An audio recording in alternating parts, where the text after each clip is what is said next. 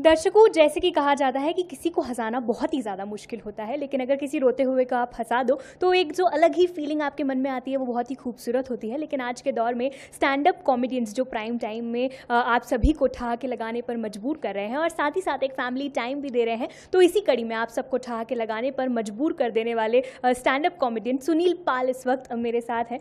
Sir, welcome to Indore और SD live के studio में भी मैं आपका बहुत बहुत स्वागत करती हूँ। क्या कहना चाहेंगे आप इंदौर की सारी जनता को, जहाँ पर आपके लाखों फैंस बसते हैं? अहोभाग्य मेरे कि मैं डी लाइव की स्टूडियो में आया हूँ। इंदौर के बारे में क्या कहूँ, कला जगत के बारे में बोलो, खिलाड़ियों के बारे में बोलो, स्पोर्ट्स के बारे में बोलो या राजनीति के बारे में बोलो, MP जो है वो सबसे ऊपर है और राजनीति में सबसे ऊपर है क्योंकि इसका नाम ही MP है। तो और MP को ज़्यादा उल्टा बोलोगे तो फिर PM हो जाएगा।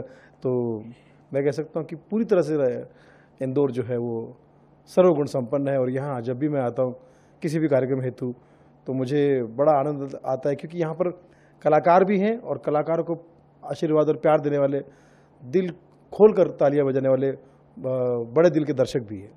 सुनील जी, अनूठा है आपका अंदाज़ और आपकी मिमिक्री और जितनी भी कॉमेडी आप क्रैक करते हैं सभी दर्शकों को वो उठा के लगाने पर मजबूर करती है। लेकिन आपसे हम जानना चाहेंगे कि कॉमेडी में एक टाइमिंग की बहुत ज़्यादा ज़रूरत होती है। अगर सेम टाइम पे अगर एक सेंटेंस मैं बोलूँगी और वही सेंटेंस आप बोलेंगे तो हमारे बोलने में काफ़ी अंतर होगा। तो क्या ये कॉमेडी बचपन से ये पैदाइशी होती है या फिर इसे बाद में भी बिल्ड किया जा सकता है? क्या मानते हैं आप? मेरा तो ऐसा मानना है कि कला कोई भी हो वो तो बचपन से ही ईश्वर की देन होती है। धीरे धीरे वो विकसित होती है, अलग अलग अंदाज में लोग सीखते जाते हैं, अलग अलग जगह पे जाके अलग अलग लोगों से सीखते हैं और अपने आप को डेवलप करते बात अलग। लेकिन बेसिकली कोई भी आर्ट वो ईश्वर की देन ही होती है, मुझे ऐसा लगता है। ऐसा मानते हैं सुनील जी की ईश्वर की देनी होती है हर तरह का आर्ट। लेकिन आप क्या मानते हैं, आपकी लाइफ में वो कौन सा टर्निंग पॉइंट रहा सुनील जी जहां पर आपने सोचा कि नहीं, हंसाना ही मेरे जीवन का लोगों को उद्देश्य रहेगा और इसे ही मैं आगे जाके अपना प्रोफेशन भी बनाऊंगा? ऐसे आपने कब सोचा? बचपन से जब स्कूल वगैरह जाता था तो घर से स्कूल के बीच एक दो फिल्म के थिएटर पड़ते थे, टॉकीज, उनको देखकर बड़ा पोस्टर को देख के बड़ा प्रभावित होता था, उन कलाकारों को देख के बड़ा प्रभावित होता था, फिल्में देखने की कोशिश करता था। हालांकि पैसे जेब में हुआ नहीं करते थे, लेकिन कैसे भी जहाँ जहाँ मौका मिल जाए फिल्म देखने की कोशिश करता था, फिल्मी कलाकारों की आवाज़ें निकालने की कोशिश करता था, गाने सुनने की कोशिश करता था। तो यहाँ से वो कला जो है वो अंदर से डेवलप होती चली गई और फिर जैसे जैसे बड़ा होता चला गया, स्कूल के गैदरिंग में, स्कूल के फंक्शन में, किसी परिवार के फंक्शन में रिकॉर्ड डांस कर लिया, कहीं गाना गा लिया, कहीं किसी की नकल कर ली, कहीं किसी फिल्मी कलाकार का आवाज़ निकाल दिया दोस्तों में। ये सिलसिला शुरू हुआ और करते करते फिर ऑर्केस्ट्रा में शुरू किया करना। गांव में छोटा सा ऑर्केस्ट्रा था, वहाँ पर करना शुरू किया। उसके बाद ऐसा लगा कि इसे थोड़ा सा प्रोफेशनली सोचना चाहिए इसके बारे में। तो फिर नागपुर में आ गया। पहले तो मैं बल्लारशाह चंद्रपुर में था, मूसा में, फिर उसके बाद हिंगनघाट में आया, वर्धा डिस्ट्रिक्ट, और फिर नागपुर में आया। तो नागपुर में भी काफ़ी अच्छा मौका मिला OP सिंह ऑर्केस्ट्रा द्वारा। लेकिन फिर मुझे मेरे मित्र होमी सिंह ने आइडिया दी कि तेरे अंदर ये गुण बहुत अच्छे हैं, अगर तू इसमें करियर बनाना चाहता है तो बॉम्बे चला जा। तो उसकी बात मान के फिर 1995 में मैं बॉम्बे आ गया और यहाँ पर उतार चढ़ाव काफ़ी देखे। इंदौर की भाषा काफ़ी उतार चढ़ाव, मेरे ख्याल बॉम्बे ही नहीं, आपका जीवन मैंने कहीं सुना पड़ा है आपके बारे में, काफ़ी संघर्षपूर्ण जीवन रहा है आपका। और बॉलीवुड से जितने भी कॉन्टैक्ट्स थे, आप टेलीफोन STDs के थ्रू उनसे कॉन्टैक्ट में रहा करते थे जब आपके पास फ़ोन या कुछ नहीं हुआ करता था। तो क्या लगता है कि उस समय का वो जज्बा, वो आत्मविश्वास आज आपकी सक्सेस में कितनी जगह रखता है और कितना अपने आप को आप मानते हैं कि उस समय इतनी स्ट्रॉन्ग जितना आप रहे वो आपकी सक्सेस में कितना महत्वपूर्ण है आपके लिए? जब बॉम्बे पहुंचा तो वहाँ पे किसी पहचान तो थी नहीं, तो एक चाय की दुकान में नौकरी कर ली मैंने और वहीं बाजू में गैरेज था, गैरेज में अखबार आया करता था, वहाँ पे फ़ोन था। तो अखबार से मैं उन दिनों ऑर्केस्ट्रा जहाँ जहाँ हुआ करते थे, म्यूज़िक ग्रुप जहाँ जहाँ हुआ करते थे, प्रोग्राम, उनके ऐड आया करते थे, उसमें से नंबर निकाल के मैं फ़ोन करके उसी गैरेज का नंबर देता था कि यहाँ पर आप मुझे प्लीज़ संपर्क करिए, मुझे बुलाइए ऑडिशन के लिए। तो करते करते लोगों ने बुलाना शुरू किया। 2-3 साल जमने में लगा। 3 साल के बाद ठीक ठाक काम मिलने लगा, प्लेबैक सिंगर के साथ में काम मिलने लगा, सोनू निगम जी के साथ में, सभी प्लेबैक सिंगर के साथ में काम करने का मौका मिला। फिल्म स्टार के साथ काम करने का मौका मिला। फिर डीडी मेट्रो पर धमाल नंबर 1 एक छोटा सा बड़ा हिट सीरियल शुरू हुआ, उस पर मैंने काम किया। फिर हमारे ग्रुप के जो मेरे प्रेरणा स्रोत है जॉनी लीवर साहब, उनके छोटे भाई जो मेरे गुरु हैं जिमी मोजेस, और तमाम लोगों से मेरी मुलाकात हुई। और धीरे धीरे इनके सबके सपोर्ट की वजह से आमिर खान शो किया मैंने, शाहरुख भाई के साथ, शाहरुख खान के साथ शो किया। फिल्म स्टारों के साथ में काफ़ी काम करने का मुझे मौका मिला सिने युग के द्वारा। और 2005 में फिर लाफ्टर चैलेंज आया, यानी कि जिसने एक नया ही एक एक्सपांड दिया आपके स्टैंड अप कॉमेडी को, या फिर एक लाइफ में एक नई चीज़ थी वो आपके लिए। दर्शकों को मैं बता दूं कि 2005 में जो लाफ्टर चैलेंज था उसके विनर रहे थे सुनील पाल। क्या मानते हैं सर आप कि जॉनी लीवर जिनका आपने अभी नाम लिया, वैसे तो बदलाव हमारे फिल्म इंडस्ट्री में हमें लगातार देखने को मिलते हैं, जो अभी एक मिड टर्म की जो फिल्में थी उनमें कॉमेडियन की एक अलग से भूमिका हुआ करती थी, जैसे जॉनी लीवर साहब या कोई भी हंसाने के लिए हमें स्पेशल रूप से एक फ्लेवर ऐड किया जाता था। लेकिन आजकल फिल्में तो एक जॉनर पे ही बनने लगे हैं। अगर कॉमेडी फिल्म बन रही है तो वो पूरी कॉमेडी होती है, अगर रोमांटिक होती है तो वो पूरी रोमांटिक ही होती है। और जैसे हम देखें हेरा फेरी को ले लें तो परेश रावल, अक्षय कुमार, आजकल हीरोज ही खुद कॉमेडी करने लगे। तो क्या कॉमेडियंस के लिए क्या कुछ अपॉर्चुनिटीज़ कम हो रही हैं क्या फिल्मों में? नहीं, ऐसा नहीं। जैसे मैंने कहा कि लाफ्टर चैलेंज के बाद फिर हमारे जीवन में रियल लाफ्टर आया है, हम कलाकारों की ज़िंदगी में भी लाफ्टर आया है लाफ्टर के बाद ही। तो 2005 यानी 95 में जब मैं बॉम्बे आया तो 2005 10 साल के बाद मुझे एक पहचान कह सकते हैं आप। लेकिन उसके बाद आप ये नहीं कह सकते कि कॉमेडियंस का मार्केट कम हुआ, क्योंकि अगर हीरो भी कॉमेडी करने लगे, इट शोज़ कि कॉमेडी ने और कॉमेडियन ने लोगों को और अपने मार्केट को इतना विकसित किया कि हीरो को भी लगने लगा कि मुझे कॉमेडी करना चाहिए। या तो और वो एक अचीवमेंट है हमारे लिए। और साथ साथ में फिल्म के अलावा टेलीविज़न का दायरा खुल गया, लाइव शोज़ का खुल गया। हम लोग महीने में 15 शोज़ करते हैं अक्रॉस द वर्ल्ड टेलीविज़न पे। हमारे मंचों की कमी नहीं है। तो मैं कहता हूँ कि फिल्म ही एक माध्यम नहीं रहा, कलाकारों को अब काम करने के बहुत सारे माध्यम खुल गए हैं। आप आए दिनों देख सकते हैं, चैनल्स इतने सारे आ गए हैं और हर जगह पे कॉमेडी की अपनी जगह है, अपनी डिमांड है। तो मैं समझता हूँ कि काम कम नहीं हुआ बल्कि बढ़ ही रहा है दिन ब दिन। सुनील जी, जैसा मैंने शुरुआत में ही कहा था कि किसी को हंसाना बहुत ही मुश्किल काम होता है, खैर आप तो इसे बहुत आसानी से कर लेते हैं, लेकिन क्या कभी कोई ऐसा वाकया आपकी ज़िंदगी में जुड़ा रहा जहां आपको लगा कि नहीं यार, इस पार्टी को हंसाना तो मुझे थोड़ा मुश्किल लग रहा है, मैं कितना ट्राई कर रहा हूं लेकिन ये हंस नहीं रहा है, उतना ज़्यादा मज़ा नहीं आ पा रहा है, क्या कभी ऐसा हुआ? हाँ, कई बार होता है। कई बार हम लोग प्राइवेट फंक्शन में जाते हैं, जैसे शादी किसी की है, किसी का बर्थडे है, तो वहाँ गेस्ट जो है नॉर्मली प्रोग्रामों में दर्शक जो है वो हमारे लिए आते हैं और वहाँ पार्टियों में उनके लिए हम जाते हैं। तो वो लोग आपस में बात करते रहते हैं या आपस में एक दूसरे को विश करते रहते हैं या आपस में हालचाल पूछते रहते हैं। तो ऐसे में अगर वो हमें कम सुनते हैं तो उनकी दशा और दिशा समझ में आ जाती है, तो थोड़ा सा तकलीफ जाती है, परिश्रम अधिक करना पड़ता है हंसाने के लिए, मेहनत और करनी पड़ती है।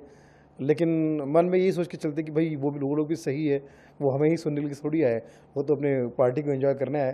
तो जितना हो सके वो सुने और जितना हो सके उनको सुनाने की कोशिश करते हैं, वरना फिर परमात्मा के ऊपर छोड़कर अपना काम पूरी तरह से करके ईमानदारी से करके धन्यवाद करते हैं।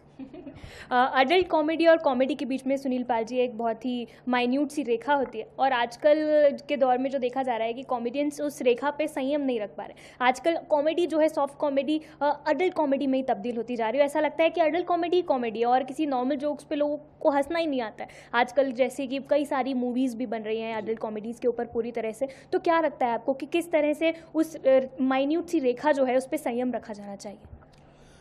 बिल्कुल रखा जाना चाहिए। मैं तो ये मानता हूँ कि वल्गर कॉमेडी नहीं करना चाहिए, क्योंकि दर्शक जो है वो माँ बाप होते हैं, वो दर्शक जो है भगवान होते हैं, परिवार होते हैं। लेकिन आजकल मैं समझता हूँ कि हर तरह का दर्शक हो गया है। दर्शकों को वल्गर कॉमेडी भी पसंद आती है। मैंने 2 फिल्में बनाई है, साफ़ सुथरी फिल्में। एक भावनाओं को समझो, जिसे Guinness book of world record मिला था।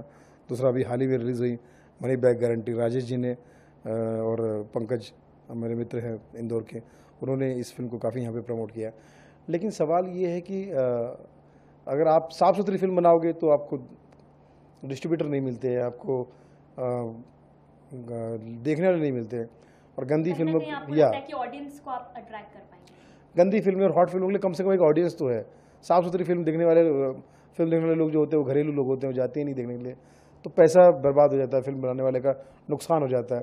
तो साफ सुथरी फिल्म बनना कम हो जाता है। अगर लोग देखने जाएँ, अप्रिशिएट करें, तो मैं नहीं समझता कि लोग वल्गर फिल्म बनाएंगे। उसको अगर हर दूसरी साफ सुथरी फिल्म देखी जाएगी कम से कम, फिर अगर अच्छी बुरी है फिल्म तो वो बात अलग है, लेकिन अगर फिल्म बहुत अच्छी है तो जाके देखने से कम प्रोड्यूसर का हिम्मत बढ़ेगी और मेरी तरह कुछ लोग और भी कोशिश करेंगे। लेकिन जब फ्लॉप हो जाती है तो फिर 10 लोग और बनाने वाले भी पीछे हट जाते हैं और उनको लगता नहीं यार ये सेफ जोन है, इसके जो दर्शक है वल्गर के, इसी में खुश रहो। कहीं ना कहीं आपको लगता है कि जो प्रोड्यूसर्स, एक्टर्स, डायरेक्टर्स हैं वो वही चीज़ें परोसते हैं जो ऑडियंस को देखने में मज़ा आता है, वही सब आप इसी पूरे जद्दोजहद में लगे रहते हैं कि ऑडियंस वही देखे, हमारी चीज़ चले। तो कहीं ना कहीं ऑडियंस की मानसिकता में बदलाव आना चाहिए, पर आपको ये नहीं लगता है ऑडियंस की जो मानसिकता बनी है ये इसी तरह के मीडिया के जरिए ही बनी है? मैं समझता हूँ कि एक दूसरे के पूरक हैं, 50-50 का पार्टनरशिप है। कसाई भी बकरा तब काटता है जब खाने वाले होते हैं, तो मीडिया तो कसाई है लेकिन खाने वाले हैं तो बकरा काट रहा है। तो मेरा कहने मतलब ये है कि अगर देखने वाले हैं और तो अगर आप नहीं बनाओगे तो कोई और बनाएगा, वरना वो देखने वाले कहीं और चले जाएंगे, उन्हें तो देखना है, तो वो नहीं रुकेंगे, देखने वाले नहीं रुकेंगे। तो बनाने वाले को अगर वो नहीं बना रहे हैं तो उनका नुकसान है, क्योंकि दर्शकों को जो चाहिए वो किसी ना किसी तरह से प्राप्त कर ही लेंगे। हमने देखा 2005-6 में जो जिस तरह के कॉमेडी रियलिटी शोज़ का दौर आया, जैसे लाफ्टर चैलेंज वगैरह था, लेकिन अगर हम लेटेस्ट में देखें तो comedy nights with Kapil Sharma बड़े ज़ोरों शोरों से चल रहा है। तो क्या आपने कभी सोचा है कि आप भी इस तरह के एक सिंगल अपने आप को ही फोकस करते हुए किसी शो के जरिए आएंगे और ऑडियंस, आपके जितने भी फैंस हैं, उनके लिए कुछ नया तड़कता भड़कता लेकर आएंगे?